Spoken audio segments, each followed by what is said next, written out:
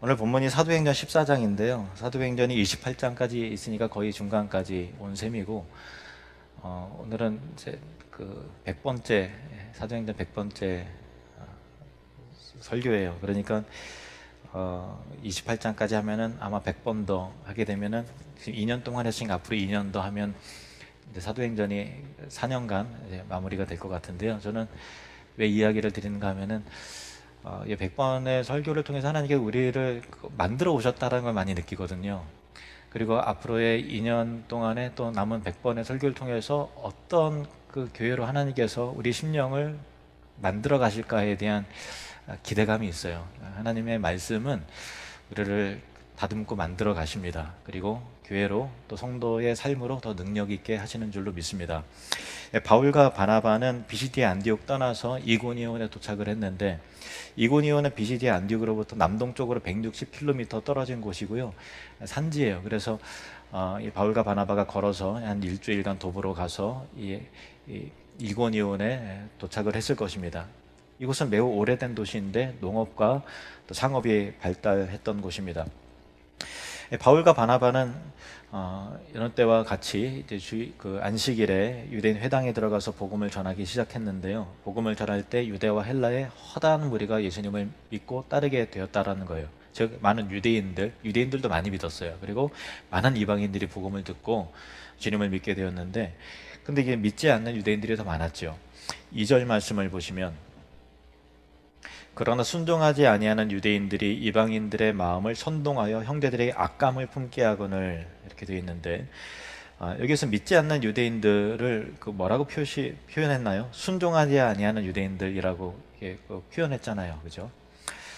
우리가 복음을 들을 때 사람들이 나는 믿기로 선택하는 것이나 혹은 또 믿지 않기로 선택하는 것, 그러니까 어떤 1번이냐 2번이냐라고 하는 취사 선택의 문제로 보통 이해를 많이 합니다만은, 그러나 성경은 믿는 것은 하나님께 순종하는 것이고 믿지 않는 것은 하나님을 거역하고 불순종하는 것이다 라고 말씀하고 있다는 거예요. 그러니까 믿고 아니고는 단지 개인의 취사 선택의 중립적인 측면에서 그 결정하는 부분이 아니라 순종할 것이냐 불순종할 것이냐의 측면이라는 거죠.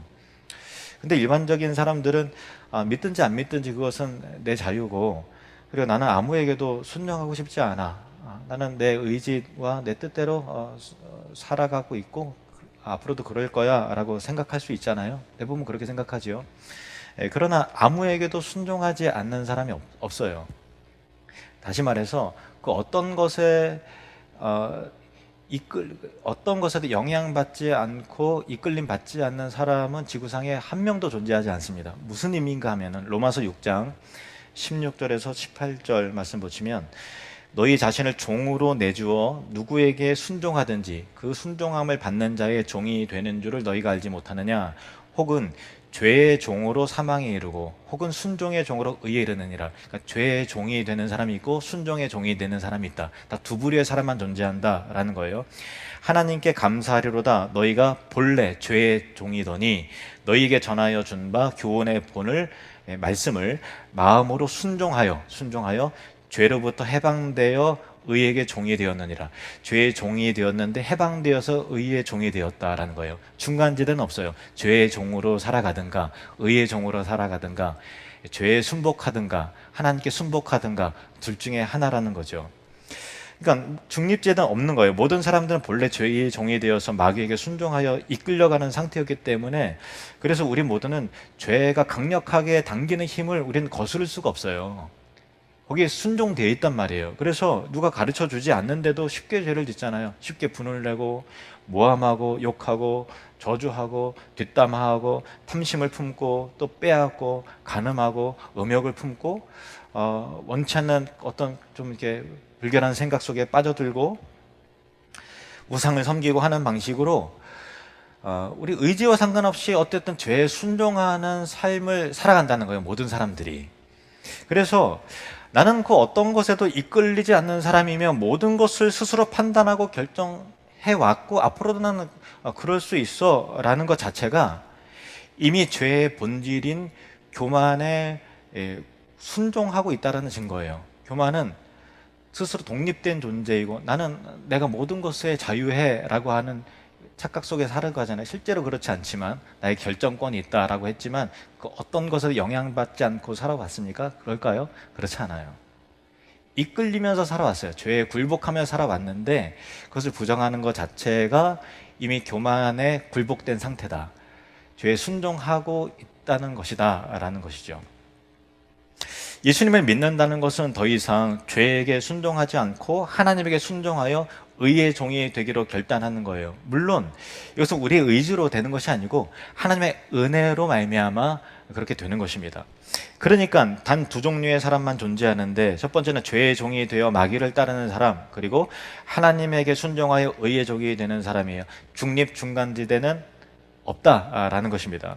예를 들면은 아담과 하와가 하나님의 계명 아래 있어서 선악을 알게 하는 나무의 실과를 먹지 않았잖아요, 처음에는. 그래서 그 실과를 때마다 하나님의 존재를 생각하고 하나님의 명령 아래 내가 있다라는 걸 생각을 했는데 뱀의 게임에 빠져서 선악과를 먹었죠. 그러면 그들의 마음은 이제부터 하나님으로부터 난 독립할 거야. 하나님의 명령에 난 이제 순종할 필요가 없어. 난 자유해 라고 생각하고서 또 선악과를 따먹었지만 과연 그럴까요? 동시에 누구에게 순종한 거예요? 뱀에게 순종한 거죠. 마귀에게 굴복하고 그 아래로 종으로 들어간 거라는 거죠.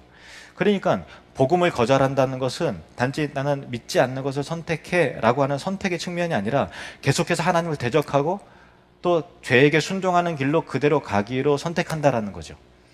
그리고 언젠가 하나님의 아들에게 순종하지 않는 불순종의 결과를, 대적하는 결과를 반드시 책임져야 된다는 거예요. 요한복음 3장 36절 말씀. 시작. 아들을 믿는 자에게는 영생이 있고 아들에게 순종하지 아니하는 자는 영생을 보지 못하고 도리어 하나님의 진노가 그 위에 머물러 있느니라. 믿는 자에게는 영생이 있고 믿지 않는 자, 곧 아들에게 순종하지 아니하는 자는 영생이 없다. 그리고 하나님의 진노가 여전히 그 위에 머물러 있다라는 거죠.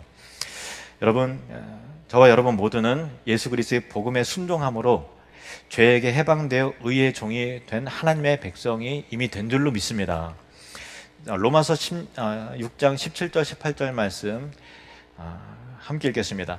하나님께 감사하리로다. 너희가 본래 죄의 종이더니 너희에게 전하여 준 바 교훈의 본을 마음으로 순종하여 죄로부터 해방되어 의에게 종이 되었느니라. 아멘. 다시 본문 2절 보시겠습니다. 그러나 순종하지 아니하는 유대인들이 이방인들의 마음을 선동하여 형제들에게 악감을 품게 하거늘.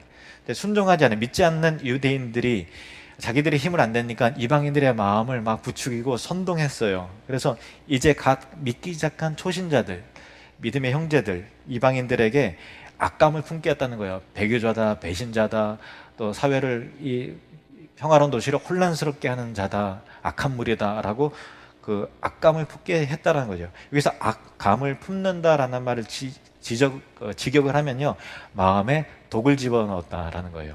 마음에 독을 집어넣었다. 그러니까 악감을 품는다는 건 내 마음에 독이 들어왔다라는 거죠. 그래서 하나님과 사도들과 믿음의 성도들에 대해서 적개심을 품고 분노하게끔 이제 조장해서 이렇게 했다라는 거죠. 이것이 선동이에요. 지난 말씀을 통해서도 살펴보았듯이 죄악된 인류의 역사는 늘 선동하고 선동당하는 일의 반복이었어요. 이것은 정치와 이데올로기적인 그 관계에서만 그런 것이 아니라 개인과 개인, 공동체와 공동체, 또 가정 안에서, 또 교회 안에서 얼마든지 일어나는 일인 것이죠. 우리의 피가 선동당하는, 그 선동당함으로 타락한 그 조상을 두고 있기 때문에 우리도 너무나 쉽게 선동당해서 악감을 품어요. 감정에 이입이 돼서 같이 분노하고 적개심을 품고 막 이게 원수가 되고 마음에 독이 들어옵니다. 다른 사람의 말에 쉽게 분노의 감정이 이입되고 원망과 적개심과 비난의 마음을 품는다는 거죠. 근데 하나님은 우리에게 광야에서 반복적으로 선동당하여 마음을 완악하게 해서 실패했던, 걸려 넘어졌던 일을 다시는 반복하지 말라, 이렇게 말씀하세요. 시편 95편 8절 시작. 너희는 무리바에서와 같이 또 광야의 마사에서 지냈던 날과 같이 너희 마음을 완악하게 하지 말지어다. 너희 마음에 독이 들어오지 않게 하라는 거예요. 완악하게 하지 말지어다. 그래서 우리 신앙 가운데도 정말 중요한 게 뭐냐면 마음을 지키는 거예요. 마음을 지키는 거예요. 여러분의 마음을 지켜야 되는 거예요. 자, 잠언 4장 23절 말씀 시작. 무릇 지킬 만한 것 중에 더욱 내 마음을 지키라. 생명의 근원이 이에서 남이니라. 아멘. 마음을 지키냐 지키지 않는 데에서 죽고 사는 문제가, 생명의 근원, 죽고 사는 문제가 여기 달렸다는 거죠. 선동당해서 마음에 독이 들어오지 않도록 하라는 거예요. 죄에 의해, 마귀에 의해, 어떤 마음에 부채질을 하는 사람에 의해서 그 마음이 점령당하지 않도록 하게 하라는 거죠. 이것이 생명의 근원이 된다는 것인데, 결국 믿음의 삶은 뭐냐면요, 내 마음을 지켜내는 삶이에요. 거룩한 마음으로, 착하고 선하고 순결한 마음으로, 은혜의 마음으로, 말씀에 의해서 점령당하는, 하나님의 은혜에 의해서 지배당하는 성령 충만한 여러분의 심령이 되기를 축복합니다. 그래서 여러분의 마음을 꼭 지켜내십시오. 막 요동해서 화가 나서 어쩔 줄 모르고 마음에, 여러분의 마음 가운데 원수라 또 적개심으로 어쩔 줄 몰라 하는 그 마음이 위해서 여러분의 인생이 손해보지 않도록 하시기를 바랍니다. 3절에 보면은 원문에 그러므로라는 이 단어가 있는데 한글 성경에는 번역이 안 됐어요. 2절 3절 한번 보실까요? 그러나 순종하지 아니하는 유대인들이 이방인의 마음을 선동하여 형제들의 악감을 품게 하거늘 두 사도가 오래 있어 주를 힘입어 담대히 말하니. 근데 이제 원어에는 그러므로라는 단어가 있어요.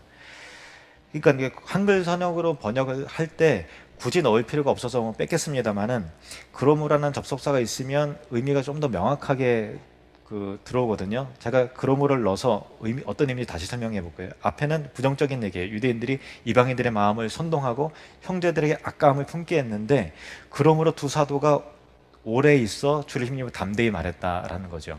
그러니까 그러므로라는 단어가 들어가면 핍박이 시작되고 선동이 시작되고 악감이 시작되면 그러므로 이제 다른 곳으로 갔다, 도망갔다 해야 말이 되는데, 그러므로 더 오래 있었다? 라는 게 이 본문의 그 의구심을 품어야 되는 핵심이에요. 여기에 비밀이 있는 거죠.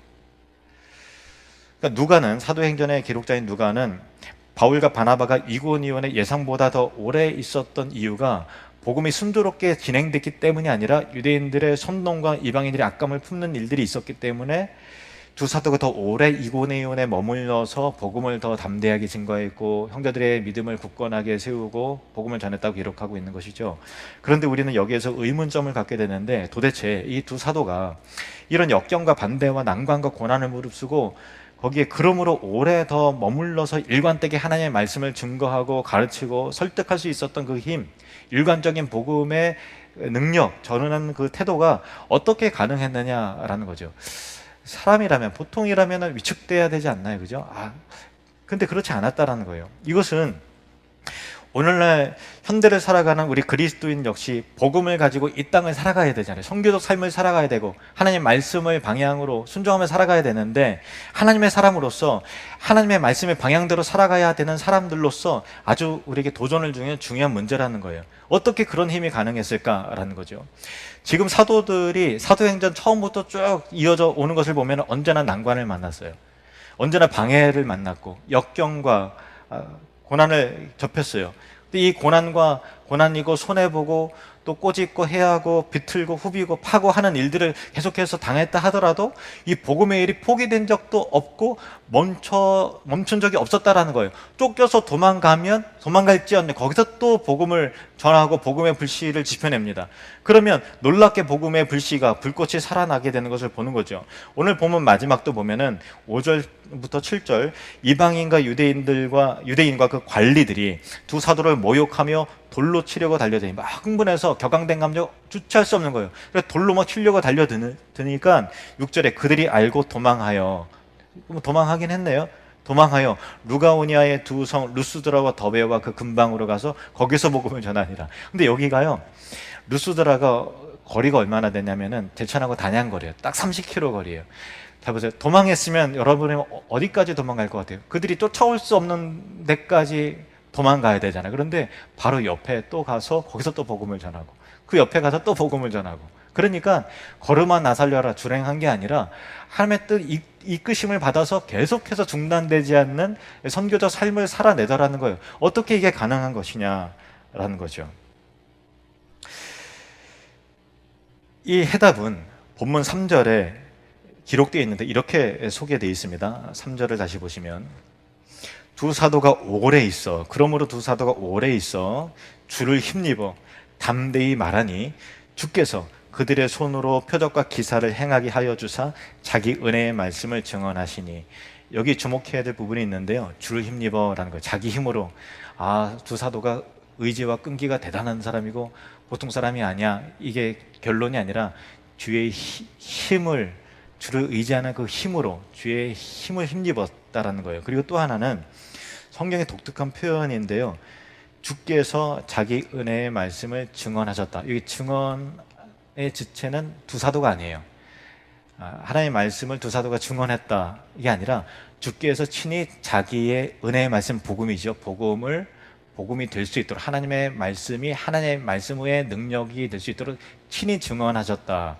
친히 전파하셨다. 누가요? 하나님이, 예수 그리스도께서 친히 하셨다. 어떻게요? 그들의 손으로 표적과 기사를 행하게 해주심으로 말씀이 살아있는 하나님의 말씀이 되도록 친히 증언하셨다라는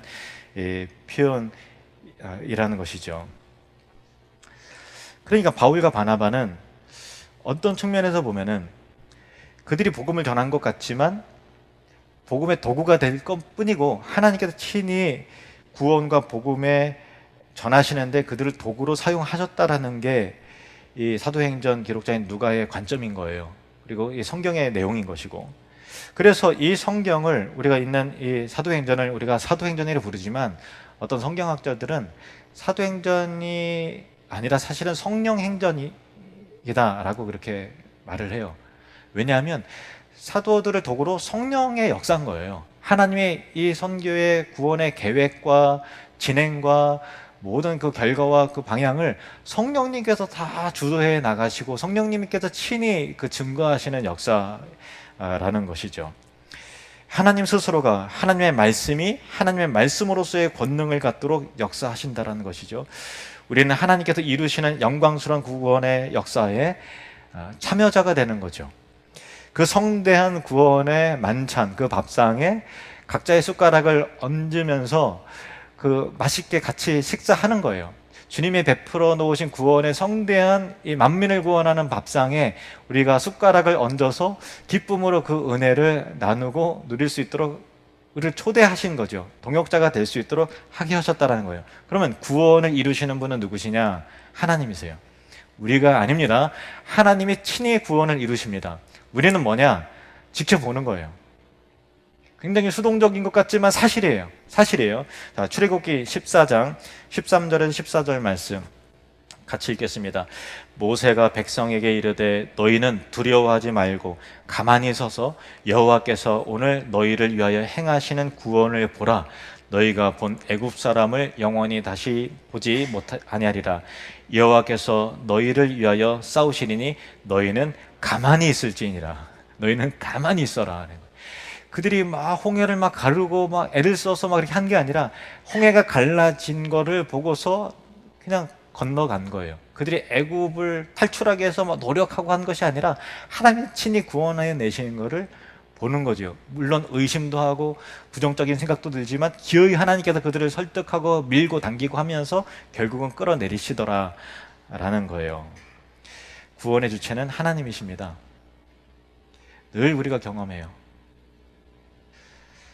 끄닷 은혜교회 한번 사진 보실까요? 우리 이 교회 사진을 보면 마음이 늘 즐거워지죠. 이 끄닷 은혜교회 건축이 이제 아름답게 지었는데 그 마무리가 될 즈음에 교회 그 머릿돌을 새겨야 된다고 그 문구를 만들어 달라고 요청을 받았어요. 그래서 제가 어떻게 그 머릿돌을 새겨야 되나 좀 고민하면서 기도하면서 새긴 그 문구가 이거예요. 그 교회의 머리 대신 예수 그리스도께서 끄닷의 복음화를 위해 한국의 하늘누림교회와 로뎀 선교회를 통해 은혜교회 예배당을 세우셨습니다. 완공이 2018년 3월 14일 이건데요.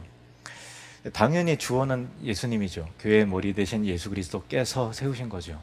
근데 만일 제가 스스로 착각하고 이게 머리가 어떻게 잘못돼 갖고 이거 우리가 이거 했다라고 해서 우리 한국의 하늘누림교회가 끄다은혜 교회를 이렇게 했으면 이게 대단한 착각과 교만이죠. 그때 저도 알고 여러분도 알아요. 우리가 한 게 아니에요. 하나님이 이루시고 우리가 이거 어떻게 했지? 그거예요. 그때 다 힘들잖아요. 지금도 물론 힘들지만 그때 우리가 할 수 있는 거를 넘어나서 야 이거 하나님이 하시는 거구나라고 다 알았는데 그 영광 가로채고 우리가 해버리면 큰일 나는 거잖아요. 그러니까 이 일을 하나님이 친히 이루신 거 우리는 이 일에 순종하고 참여해서 같이 숟가락 얹고 마치 우리가 한 것처럼 하나님께서 인정해 주셔서 같이 영광을 누리고 같이 기뻐하고 즐거워하고 자랑할 수 있도록 하나님이 우리를 참여시켜 주신 은혜의 결과였어요. 저는 이거 100% 믿습니다. 여러분도 믿으시죠? 예, 예, 아멘.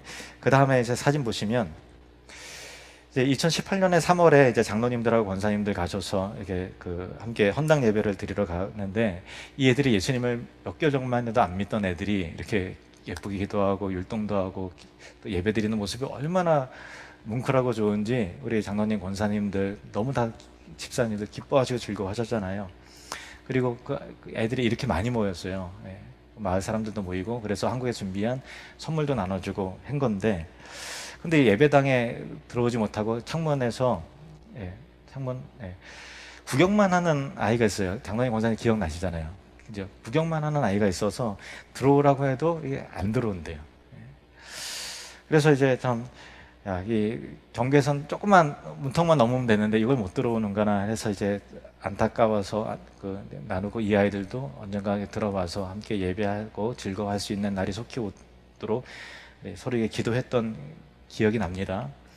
그리고 1년 뒤에 이제 2019년도, 2020년도 연이어 이제 우리가 들어가서 성경 캠프 해주고 또 사진도 찍고 돌아왔는데 요즘 이제 구글 포토라는 거를 앱을 사용하면요.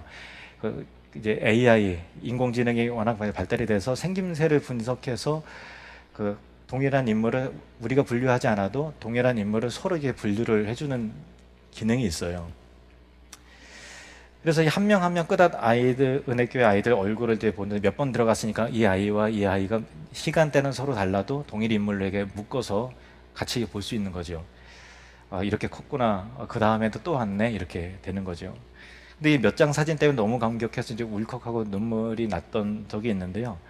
여기 초록색 입은 그 아이가 몇 년 전에 창밖에서 이제 물끄러미 교회에 들어오지 못하고 보는 애라는 거를 저는 모르지만 구글이 동일한 아이입니다라고 묶어서 딱 보여주더라고요.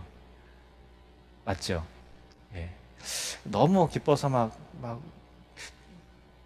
참 뭉클했어요. 예. 하나님은 우리를 통해서 많은 영혼들을 구원하고 계세요. 예. 아까 끄다던 교회 머릿돌 이야기를 했지만 교회뿐 아니라 우리 인생이 복음적인 삶을 살아갈 때 주의 힘으로 하는 거죠. 주께서 친히 그들의 손으로 표적과 기사를 행하게 하사 친히 자기 은혜의 말씀을 증언하시니 주님이 친히 증언하시는 거예요. 우리는 뒤따라 다니면서 그 은혜의 대열에 같이 참여하고 기뻐하고 즐거워하는 것이죠. 아까 질문으로 다시 돌아가 보면 바울과 바나바는 어떻게 이러한 곳곳의 저항과 핍박과 도전 앞에 굴하지 않고 계속해서 열정적으로 선교적 삶을 살 수 있었을까 하는 질문이었죠. 성경은 매우 명료하게 이 질문에 답을 합니다. 3절 다시 같이 읽겠습니다. 시작. 두 사도가 오래 있어 주를 힘입어 담대히 말하니 주께서 그들의 손으로 표적과 기사를 행하게 하여 주사 자기 은혜의 말씀을 증언하시니. 아멘. 바울과 바나바도 우리 똑같은 사람이잖아요. 표적과 기사를 스스로 행할 수는 없어요. 하나님이 행하게 하시니까 표적과 기사가 나타났고 그를 통해서 하나님이 친히 자기의 말씀을 증언하시는 결과가 이어졌다는 거죠. 우리가 선교적 삶을 살아가고 또 우리의 삶이 말씀의 방향대로 살아갈 때 우리 인생의 주어가 나 자신이 아니라 하나님께서 주어가 되시는 그분이 권능을 보이시고 길을 여시고 그분의 역사의 동역자가 되는 그 놀라운 역사가 저와 여러분의 인생 가운데 펼쳐지게 될 것입니다. 우리가 하나님의 말씀의 방향에서 순종하고 살아갈 때 우리의 삶을 통해서 표적과 기사가 보여지게 되고 자기 은혜의 말씀, 복음을 친히 주께서 증언하실 것입니다. 우리는 그저 하나님이 하시는 이 일을 믿음으로 동역하고 하나님이 이루시는 영광과 구원을 보는 것이죠. 저는 이 설교를 준비하면서 베드로가 생각이 났어요. 주여 나로 병하사 바다 위를 걷게 하소서 했던 베드로가 생각이 났습니다. 결국 베드로는 이제 막 걷다가 바람을 보고서 무서워서 막 이게 두려운 마음에 바다에 믿음이 흔들리니까 바다에 빠져갔잖아요. 그래도 어쨌든 베드로는 바다를 걸었죠. 배 위에서 그냥 머물러 있었던 그 안전한 삶을, 안정을 택했던 그 11 제자가 잘한 것일까요? 아니면 물에 빠지다 허우적거리고 주님 살려주세요 라고 했더라도 일단 바다 위를 걸었던 베드로가 잘한 것일까요? 잘 모르겠어요. 그런데 저는 이왕 사는 거 주님과 함께 바다 위를 걸어보고 싶은 열망이 있습니다. 때로는 믿음이 부족해서 바다에 빠지는 순간도 있다 할지라도 주님이 뭐 다시 건져 주시겠지 하면서 바다 위를 걷고 싶은 소원이 있습니다. 저는 여러분과 함께 바다 위를 걷기를 원합니다. 첫 걸음을 떼는 것은 어려울 거예요. 풍랑이 오고 바람이 불면 마음도 흔들릴 수가 있고 이거 일 벌리다가 안 되면 어떡하지? 라고 하는 두려움도 있을 수 있죠. 망신당하는 거 아니야? 라는 생각도 할 수도 있죠. 그러나 베드로처럼 바울과 바나바처럼 믿음으로 바다 위를 걷는 선교적 삶을 살고 싶습니다. 하나님이 친히 행하시는 표적과 기사가 펼쳐지는 성령의 능력을 경험하는 복음의 능력을 경험하는 평범한 삶이 아니라 바다 위를 걷는 특별한 삶으로 살아보고 싶은 그런 소망함이 있습니다. 저는 우리 한울누림교회 온 성도님들이 언젠가 생을 마감하는 순간이 올 거잖아요. 그럴 때 자녀들에게 또 우리 믿음의 후손들에게 내 삶은 주님과 함께 우리 교회와 함께 믿음으로 바다 위를 걷는 삶을 살았노라고 고백할 수 있게 되기를 바랍니다. 그저 그런 인생을 살았다, 아쉽다 한 것이 아니라 부족하지만 주님을 믿는 믿음으로 바다 위를 거르는 삶을 살았노라고 고백할 수 있게 되기를 축복합니다. 다들 코로나로 인해서 어렵고 위축되고 아무것도 할 수 없다고 하잖아요. 교회들마다 다 무력감에 시달리고 있고 선교지마다 다 선교 지원이 끊기고 중단되어 있는 상황이고 어쩔 수 없는 상황이에요. 벼랑 끝에 몰려있는 사람도 굉장히 많죠. 우리 성도들도 생업의 삶 가운데 정말 막다른 곳까지 온 것 같은 위기를 느낄 수도 있겠죠. 그러나 여러분, 절망과 두려움이 이 나라를, 우리의 심령을, 한국교회를 짓누르고 있는 이때에 큰 노을이 이 배를 흔들고 짓눌러서 두려움을 느끼고 있은 그때에 우리는 믿음으로 이 바다 위를 걸었노라고, 우리에게 두려움을 주는 그 환경을 뛰어넘고 주님 따라 바다 위를 걸었노라고 간증할 수 있게 되기를 바랍니다. 언젠가 우리 한울누림교회 또 다른 누리민들이 오고 하잖아요. 그럴 때 지금 이 상황을 빛은 어두울 때 빛나는 거죠. 우리가 여유 있고 잘 나갈 때, 물질이 넘칠 때 교회 세우는 거 할 수 있겠지만 정말 할 수 없을 때 하나님께서 하시는 일을 하다 보면 야, 진짜 하나님이 이렇게 우리를 살리셨구나. 다 무력감에 눌리고 있을 때 우리에게 비전을 주심으로 우리에게 생명을 공급하시고 심폐소생술 같은 느낌을 들어요. 우리가 다 무력하고 아무것도 할 수 없고 사랑 나누지도 못하고 할 때 하나님께서 오히려 교회를 세우는 일 통해서 우리를 소생케 하시는 일을 하셨구나. 그리고 그때 우리는 바다 위를 걷게 되었노라고 또 다른 누리민들에게, 장차 올 미래의 누리민들에게 난 말이지 하면서 우린 그때 말이지 하면서 자랑하고 간증할 수 있는 날이 오게 되기를 바랍니다. 기도하겠습니다.